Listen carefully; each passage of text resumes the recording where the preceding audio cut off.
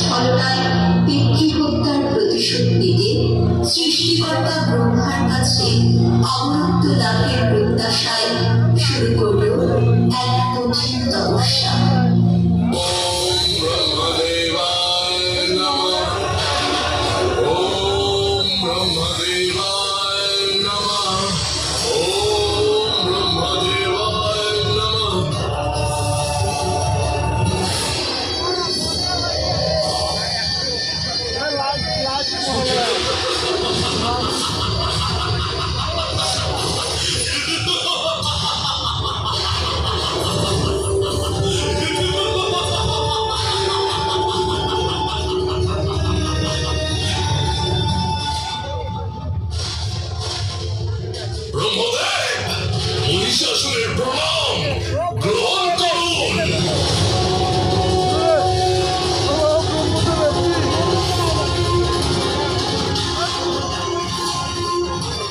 মহিষাসুর, আমি তোমার তপস্যায় তুষ্ট হয়েছি। বলো, কি বর তুমি চাও? সেটাই সেটাই চাই আমার, যেটার জন্য আমি সর্বোত্তম যোগ্য। আমার প্রমাণের জন্য ব্যাকুল আমি ব্রহ্মদেব, ব্যাকুল।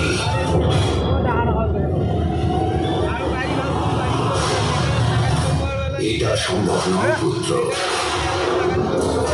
যদি আপনি আমায় অমরত্বের বর প্রদান করতে না পারেন, তাহলে ঠিক আছে, প্রদান করুন আমায় অন্য এক বর। দেবতা, যক্ষ, কিন্নর, গন্ধর্ব, মনুষ্য, পশু, পক্ষী, অথবা যে কোনো অন্য চরাচর জীব জন্তু আমাকে বধ করতে না পারে। তথাস্তু, তথাস্তু, তথাস্তু। ধন্যবাদ ব্রহ্মদেব।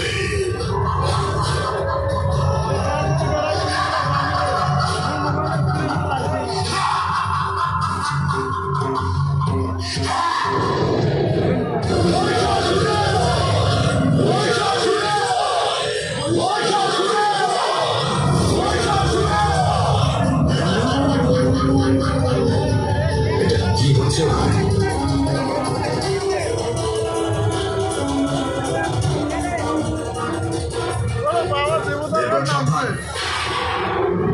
মনে হচ্ছে কোন দুষ্ট অসুর ইন্দ্রলোকে আক্রমণ করেছে।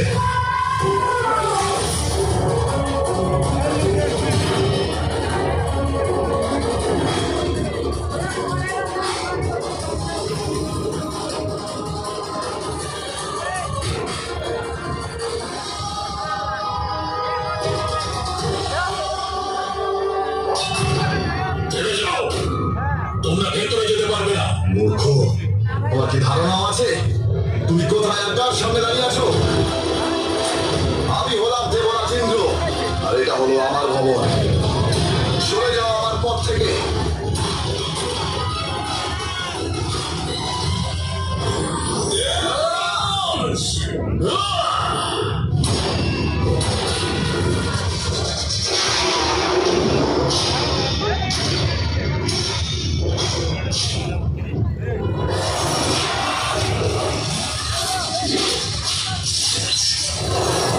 কে তুমি? আর এখানে কি করছো? এত উচ্চস্বরে কেন বলছো দেবরাজ ইন্দ্র? মূর্খ, আমার ভবনে নিজের অধিকার স্থাপন করার ঔদ্ধত্য দেখিয়েছো তুমি, আর আমাকে জিজ্ঞেস করছো যে আমি উঁচু স্বরে কেন কথা বলছি? না না না না না না না, আমার মতন করে দেখো ইন্দ্রদেব, আর জেনে নাও ভিতর আর বাহিরের পার্থক্য। আমি এখানে, আর অসহায় তুমি বাইরে দাঁড়িয়ে যেন কোনো সাধারণ নয়। আর মন দিয়ে শোনো ইন্দ্রদেব, তুমি আর নও, আমি মহিষ, এখন সবার ঈশ, স্বর্গলোকের অধিপতি মহিষাসুর।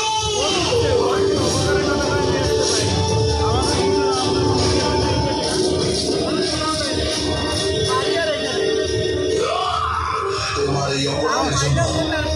আমি দেব রাজেন্দ্র, তোমাকে মৃত্যুদণ্ড অবশ্যই দেব।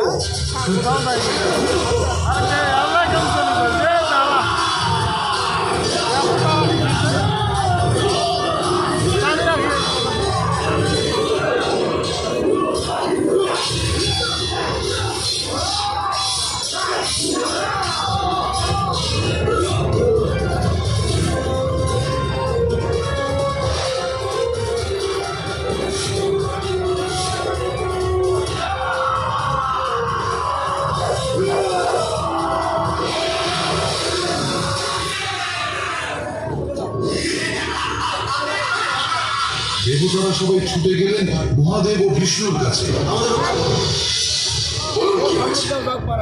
প্রজাপতি ব্রহ্মা মহিষাসুরকে বর দিয়েছে যে কোনো দেবতা তাকে বধ করতে পারে না। সেই বরে বলিয়ান মহিষাসুর সর্ব ছাড়া করে দিচ্ছে। হে মহাদেব, হে বিষ্ণু, আজ আমরা সর্বোচ্চ তাহলে উপায় একটাই দাঁড়ায়, মহিষাসুর বধ হবে শুধুমাত্র একজন নারীর হাতে। সকল দেবতার তেজে সৃষ্টি হবেন সেই মহিষী দেবী মহিষাসুর মধ্যে। আসল দেবতা আর বিলম্ব নয়, সৃষ্টি হোক মহিষাসুর মধ্যে। শিবের তেজে গঠিত হল দেবীর মুখমণ্ডল। জমের তেজপুঞ্জ হতে গঠিত হল কেশপাত। বাহুসমূহ নির্মিত হল বিষ্ণুর শক্তিতে।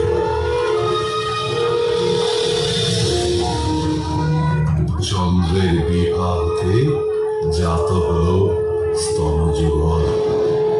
ইন্দ্রের বল থেকে তৈরি হল শরীরের মধ্যভাগ। মহামহীয় সেই দেবী যাবেন মহিষাসুর বধে। তাই সকল দেবতা দিলেন এক একটি করে অস্ত্র।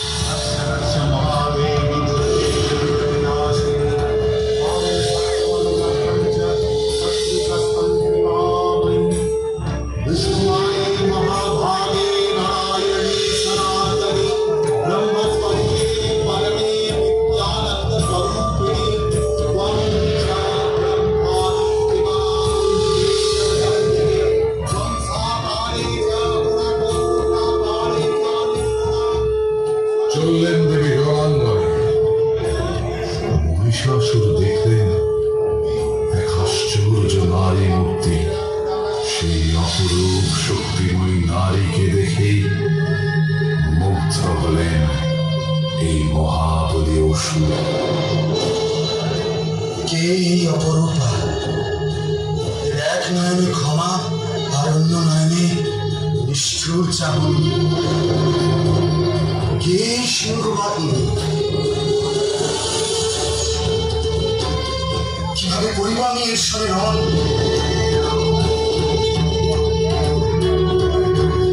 হে মোহিনী, সর্বাঙ্গ সুন্দর, তোমার রূপে আমি মুগ্ধ।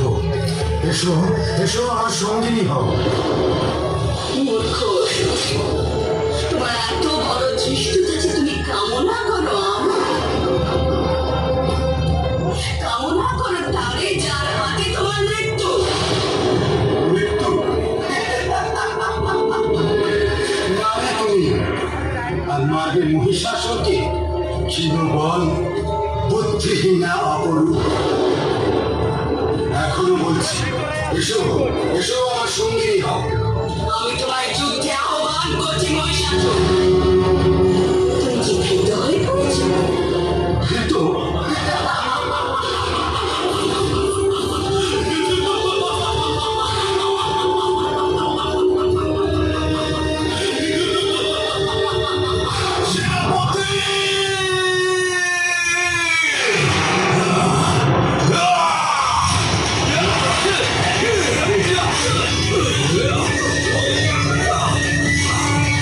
সর্বপ্রথম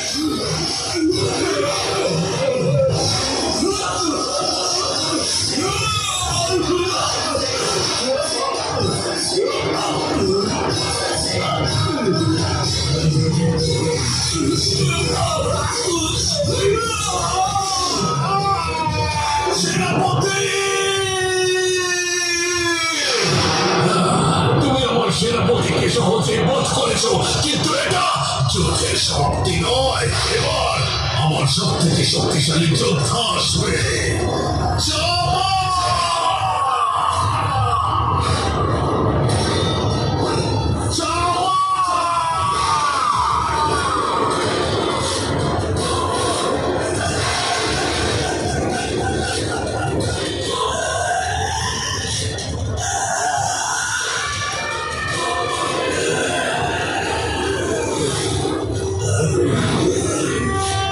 আমার মহারাজের প্রতিদ্বন্দ্বী হয়েছে তুমি।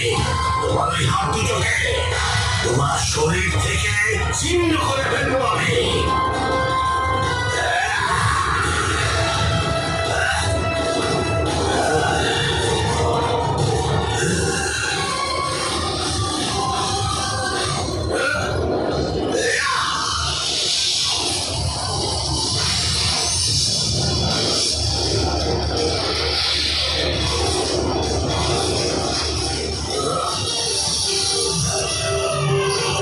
সিংহ সিংহ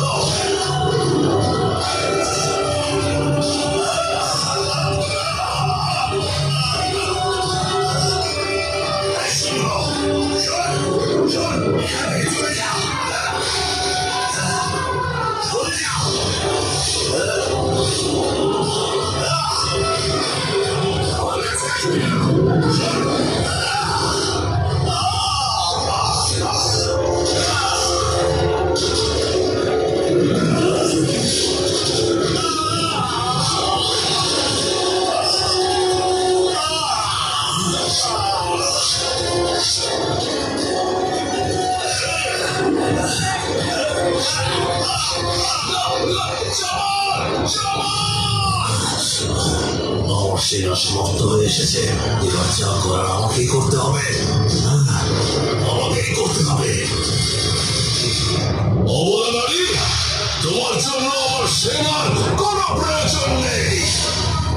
আমি মহিষ, একাই সমগ্র সেনার সমান।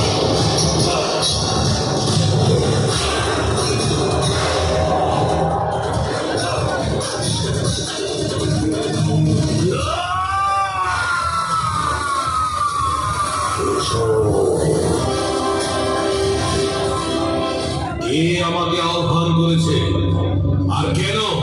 আমি তারকাসুরের প্রতিনিধি। আমি শম্ভ তোমাকে আহ্বান করেছি। সেই যোদ্ধার আগমন ঘটেছে, যার সাথে শক্তির পরীক্ষা করে তোমার মন প্রসন্ন হয়ে যাবে। মহাকালী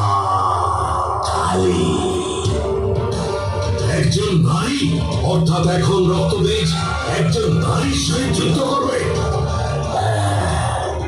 তাকে অনুভব করানো প্রয়োজন যে নারী মাত্র অবলা।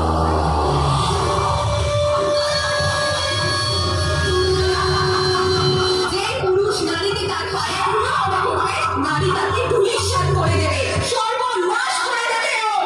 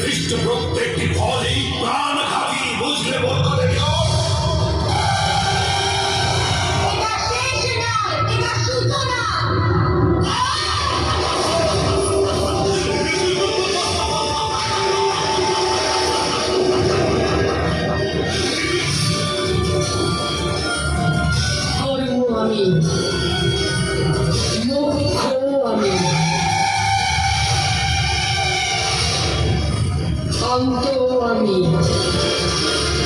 আরম্ভ আমি।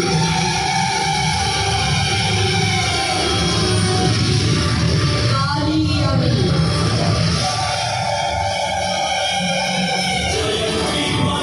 মহাকালী আমি।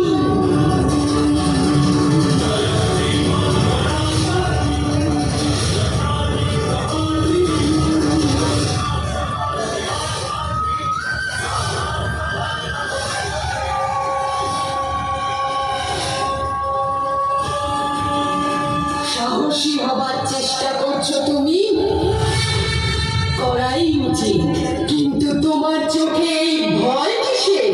এটা ভয় নয়, দৃঢ় নিশ্চয় পণ এটা, যার জন্য আমি এখানে এসেছি পার্বতী।